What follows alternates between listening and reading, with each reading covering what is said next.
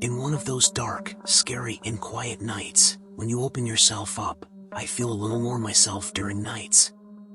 I always do, as if the darkness of the nights provides me solace that I am not alone.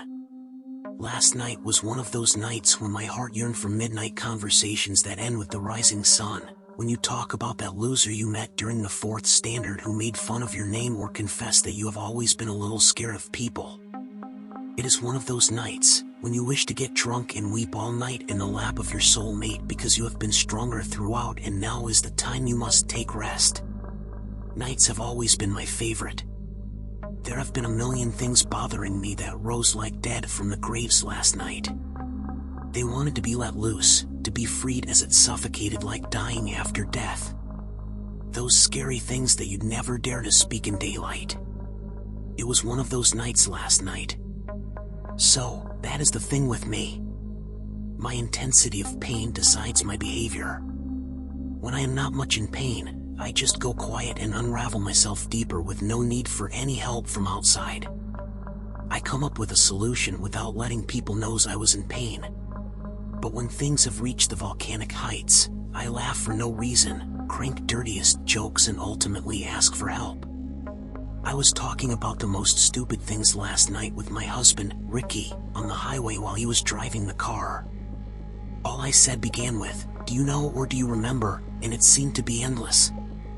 I don't know from where those things were coming, vague memories of childhood and things that were lost long back. Ricky had been listening patiently. He always pretends like he heard those stories for the first time.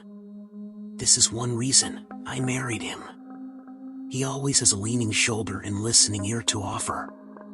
He is one of the most wonderful life partners any woman could have. "Are you drunk?" He looked at me with a frown on his forehead. No.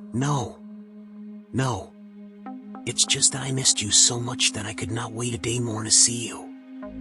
I was looking at our pictures and decided to leave that very moment. Hired an auto and asked him to drop me at Puna Highway.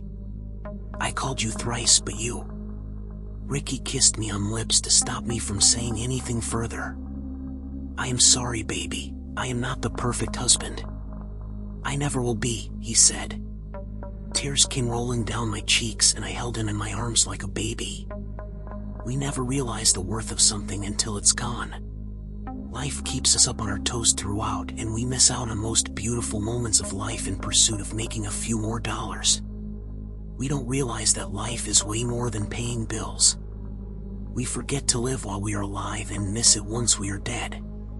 I sometimes wish, if only you could see yourself through my eyes, you'd know that there's nobody on earth quite like you that fills my soul with happiness that it can't contain in itself, and nobody ever made me feel the way you do. You might not have been the perfect husband, but you were perfect for me, the exact replica of my imaginations. You truly were my dream guy, I said, hugging him tighter. I was? Am I dead? Ricky said. No, but I am. He abruptly pushed the brakes on the car and hit a tree. What the hell are you talking about?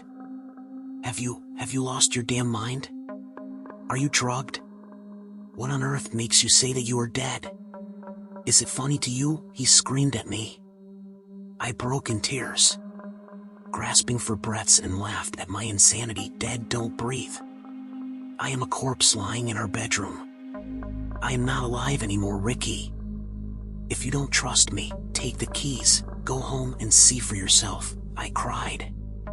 The bustling sound of the wind and trees made him shiver. He was scared, as if the darkness of the night had scattered all around him and maybe inside our lives.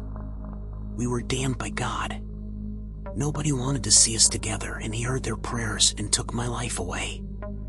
I did not even have the chance to see my love for the last time before I took my last breath. Only when we die do we realize that we had never really lived, not for a day, neither for a moment. Death comes one day, to all of us uninvited. Ricky, look into my eyes and promise me that you will not stop living. You would be the best dad and never let our daughter, Nikki, miss her mother. I shall always love you. I would look down upon you from the stars above your head, I said, but he did not stop crying. This can't be true. You are not my Sophia. She can't leave me, she never would. She loves me way too much to die, to leave behind all our memories and just vanish. We had promised our little princess to take her to Disneyland on her birthday. She would be so upset, Sophia. Please come back, Sophia. I need you. I won't be alive without you either. You can't leave me like a living corpse. Sophia, please tell me this is just a joke. Please, please, please, don't go, he withered. I left him breaking down into pieces on a lonely road into the darkness, never to return. As I stood in the corner of the room, I saw them hugging my lifeless body. We wept together at my death. I wanted to return. I needed my Fife back. There were many things left undone, many things left unsaid. All I wanted was a day more to live with my family. Angels could not give me any more time, and we started our journey to heavens. They took me through a large tunnel which was disturbingly bright.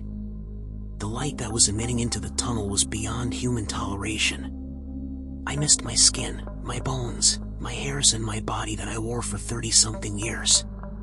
The weirdest part about leaving bodies is when you leave it, the pain leaves you.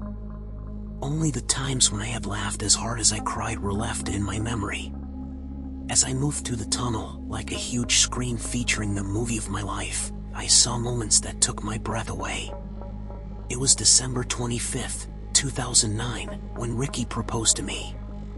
I saw him nervous, restless, and panting, sitting in the church kneeling in front of Jesus, and he said, "If she says no, I am coming up there to stay with you."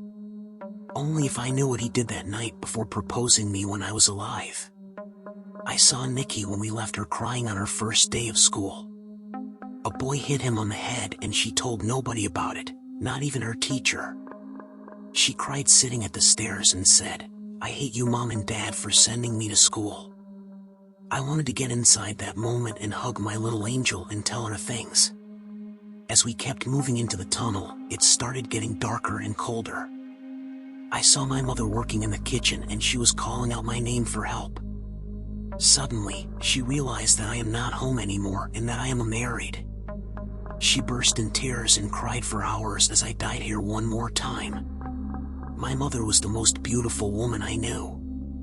She gave us everything even before we asked for it. She was the epitome of love. Whatever I was till yesterday was because of her. The strength was what I inherited from her. I could hear voices of people. They were calling my name. They were talking about me. Some of them were glad that I died. Some were in deep anguish. Everyone becomes a saint after death. People finally stop saying bad things about you once you are lifeless. It was the one moment when I felt glad I left that world where people said things they never meant and did things that they never intended to do. I was free from chains that kept me entangled throughout my life. An incredible energy had overpowered me and I had moved beyond materialistic chains, beyond Ricky and my daughter. I saw God with my naked eyes. He kept his hands over me and said, "Your time has not yet come. Angels made a mistake. Ricky needs you," and vanished.